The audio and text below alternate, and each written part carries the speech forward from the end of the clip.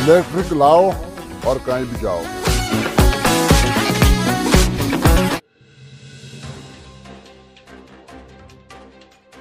महाराष्ट्र विधानसभा आम चुनाव 2024 के लिए मतदान आज सुबह 7 बजे से शुरू हो गया है।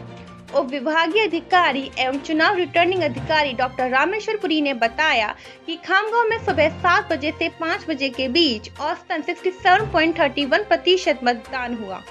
खामगांव विधानसभा क्षेत्र में 67.31% मतदाताओं ने अपने मताधिकार का प्रयोग किया है।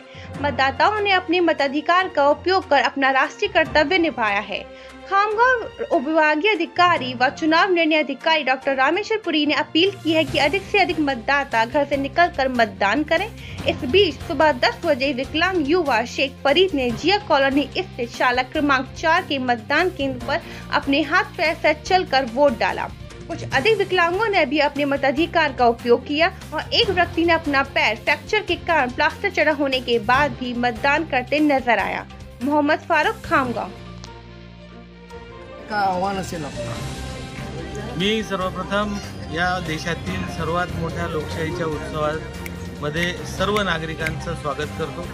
सर्व नागरिकांना, सर्व मतदारांना विनंती करतो की या लोकशाहीच्या उत्सवामध्ये जास्तीत जास्त संख्येने आपण सहभागी व्हावं, कारण हाच एक दिवस असतो ज्या दिवशी प्रत्येक नागरिकाला, प्रत्येक मतदाराला स्वतःचं भविष्य काय आहे, काय राहील हे ठरवण्याचा अधिकार असतो।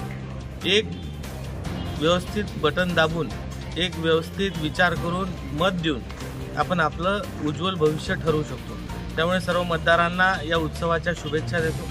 लोकांनी जास्तीत जास्त मतदान करावं, 100% मतदान करावं असं सर्व मतदारांना आवाहन करतो आणि उमेदवार म्हणून मला आशीर्वाद द्यावे, मला भरभरून मतांनी निवडून द्यावं ही विनंती करतो। निवडणुकीमध्ये विरोधक असतील, तुम्ही असाल, आरोप प्रत्यारोप आपल्याला या ठिकाणी खूप पाहावयास मिळालेला आहे। सानंदासारख्या माणसांनी एक तक्रार देखील केली आहे त्या संदर्भात, कसं पाहताय? सानंदांचं नेमकं असं झालं आहे की त्यांना या पूर्ण निवडणुकीमध्ये कळलंच नाही की ते काय करतात। म्हणजे चोराच्या उलट्या बोंबा असंही म्हटलं तर चालेल, लागेल तेवढा मनी देता येतील, पण त्यांनी खऱ्या अर्थानं निवडणूक लढायलाच नको होती। ते लढले, कशासाठी लढले, कसे लढले हे त्यांना अजूनही कळत नाही। सध्याही ते त्यांचं मानसिक संतुलन बिघडल्यासारखं अधिकाऱ्यांशी भांडतात आहे, लोकांशी भांडतात आहे। त्यांचं संतुलन त्यांनी घरी जाऊन थोडा वेळ आराम करावा आणि डोक्याचं संतुलन नॉर्मल करावं, मगच बाहेर पडावं।